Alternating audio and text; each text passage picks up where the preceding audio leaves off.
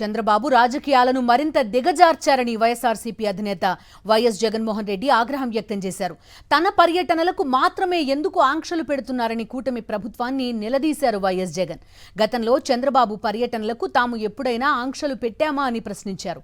ప్రతిపక్ష నాయకుడిగా తాను తమ కార్యకర్త ఇంటికి వెళ్లడం తప్ప, రైతులు ప్రజల తరపున సంఘీభావం తెలపడానికి వెళ్తే తప్ప, ఒక మాజీ సీఎంకు Z+ సెక్యూరిటీ అన్నది హక్కు కాదా? మీకు బుద్ధి పుట్టినప్పుడు భద్రత ఇస్తాం, లేదంటే ఇవ్వం అనే అధికారం ఏ ప్రభుత్వానికైనా ఉంటుందా అని ప్రశ్నలు సంధించారు వైఎస్ జగన్. పర్యటనకు సంబంధించి వైఎస్ఆర్సీపీ ముందుగా సమాచారం ఇచ్చినా ప్రభుత్వం, పోలీసులు ప్రోటోకాల్ పాటించడం లేదని వైఎస్ జగన్మోహన్ రెడ్డి మండిపడ్డారు. పైలట్ వెహికల్స్, రోప్ పార్టీలు సెక్యూరిటీ ప్రోటోకాల్లో భాగం. ప్రజల తాకిడి ఉన్నప్పుడు రోప్ పార్టీలు ఎందుకు లేవు? ఒకవేళ ఉన్నమాట నిజమైతే వెహికల్ కింద ఎలా పడగలుగుతారని వైఎస్ జగన్ ప్రభుత్వాన్ని ప్రశ్నించారు.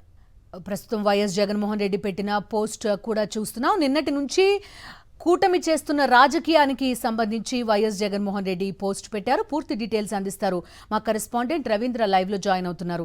రవీంద్ర, చెప్పండి. ఒక విష ప్రచారం పీక్ స్థాయికి చేరిందనిపిస్తోంది ప్రస్తుత పరిస్థితులు చూస్తుంటే, ఈ కేసులు వీటన్నింటినీ చూస్తుంటే. వైఎస్ జగన్మోహన్ రెడ్డి పోస్ట్ కూడా ఇప్పుడు మనం చూస్తున్నాం.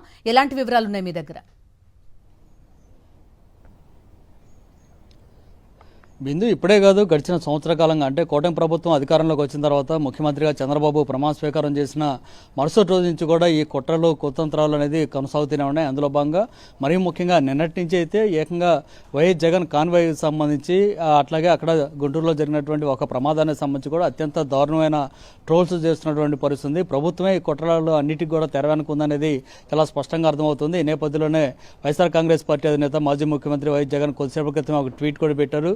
ఈ సందర్భంగా రాష్ట్ర ప్రభుత్వాన్ని ప్రశ్నిస్తూ అనేక ప్రశ్నలు కూడా ట్వీట్లో పేర్కొన్నారు. అయితే దీనికి ప్రభుత్వం ఏ విధంగా స్పందిస్తుందో వేచి చూడాల్సిన పరిస్థితి ఉంటుంది. ప్రధానంగా అసలు Z+ కేటగిరీ భద్రతలో ఉన్నటువంటి వ్యక్తికి బయటికి వెళ్ళినప్పుడు ఖచ్చితంగా ప్రభుత్వమే ప్రోటోకాల్లో భాగంగా వాహనాన్ని ఏర్పాటు చేయడం కానీ, రోప్ పార్టీని ఏర్పాటు చేయడం, అట్లాగే రోడ్డు క్లియరెన్స్ వెహికల్స్ని ఏర్పాటు చేయడం, ఇవన్నీ కూడా అందులో భాగంగా కొనసాగుతూ ఉండాలి. అది ఖచ్చితంగా అది వైఎస్ జగన్ అయినా, లేదంటే పవన్ కళ్యాణ్ అయినా, చంద్రబాబు అయినా, మరొక రాష్ట్రంలో మరొక మాజీ ముఖ్యమంత్రి అయినా, ఎవరికైనా సరే అది కంపల్సరీగా జరగాల్సినటువంటి ప్రోటోకాల్. కానీ ఇక్కడ నిన్న పల్నాడు పర్యటన సందర్భంగా ఆ విధంగా జరిగిందా లేదా, ప్రోటోకాల్ ప్రకారం మీరు వాహనాలు ఇచ్చారా లేదా, బందోబస్తును ఏర్పాటు చేశారా లేదా అనేది స్పష్టంగా చెప్పాలంటూ కూడా వైఎస్ జగన్ ఆ ట్వీట్లో పేర్కొన్నారు. నిజంగా ప్రోటోకాల్ ప్రకారం వెహికల్స్ కానీ, రోప్ పార్టీ కానీ, పోలీసు బలగాలను కానీ పెట్టుంటే ఎందుకు ప్రమాదం జరుగుతుందని కూడా ఆయన ప్రశ్నించారు. అంటే అక్కడ మీరు ఈ మొత్తం ఆ ప్రోటోకాల్ ప్రకారం వెహికల్స్ కానీ, పోలీసు బలగాలు కానీ ఏర్పాటు చేయలేదనేది వాస్తవం, లేదంటే వాహనం కింద ఎవరూ పడలేదనేది వాస్తవం, ఏదో తేల్చాలని కూడా ఆయన స్పష్టంగా సూటిగా ప్రభుత్వాన్ని ప్రశ్నించినటువంటి పరిస్థితి. వాస్తవానికి జగన్ పర్యటన సందర్భంగా ఒక జగనే కాదు, Z+ కేటగిరీ భద్రతలో ఉన్నటువంటి ఏ వ్యక్తి అయినా సరే, ఏ VIP అయినా సరే తన పర్యటనకు సంబంధించి ముందుగానే ప్రభుత్వ అధికారులను అలర్ట్ చేస్తారు. ఆయన సంబంధించినటువంటి రూట్ మ్యాప్ మొత్తం కూడా ముందుగానే ఇస్తారు. అందులో భాగంగానే జగన్ పల్నాడు పర్యటనకు సంబంధించి కూడా పూర్తి స్థాయిలో అటు గుంటూరు జిల్లా కానీ, పల్నాడు జిల్లాకు సంబంధించినటువంటి పోలీసు ఉన్నతాధికారులకు రూట్ మ్యాప్ను కూడా ఇచ్చారు. అయినప్పుడు కూడా ఎక్కడ పూర్తి స్థాయిలో పోలీసు బలగాలను, Z+ స్థాయి కేటగిరీ భద్రతను ఇవ్వకపోయినటువంటి వైనాన్ని ఆ రోజే మనం చూసాం. పెద్ద ఎత్తున అన్ని మీడియా ఛానల్స్లో కూడా ఈ అంశాన్ని గురించి ప్రస్తావించారు. అయినప్పుడు కూడా ప్రభుత్వం పట్టించుకున్నటువంటి వైనంపై వైఎస్ జగన్ తన ట్వీట్లో స్పష్టంగా పేర్కొన్నటువంటి పరిస్థితి. నిజానికి ఆ ఘటన సంబంధించి ఆయన పర్యటన ముగించుకొని తిరిగి వస్తున్న సమయంలో ఇట్లా ఒక వెహికల్ కింద పడి ఒక సింగయ్య అనేటువంటి వ్యక్తి చనిపోయిన సంగతిని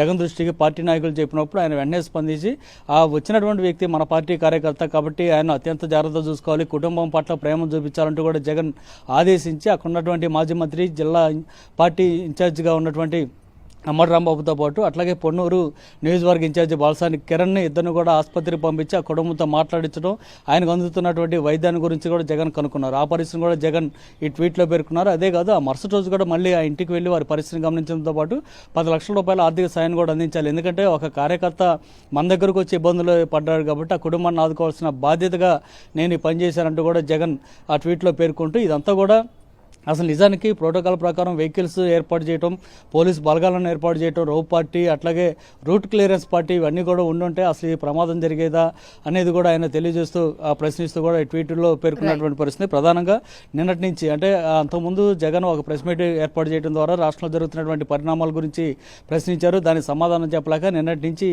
ఈ వాహన ప్రమాదానికి సంబంధించి ఒక కుట్ర రాజకీయాన్ని తెరదీయడంపై జగన్ తన ట్వీట్లో పేర్కొన్నారు. బిందు. Okay Ravindra, thank you.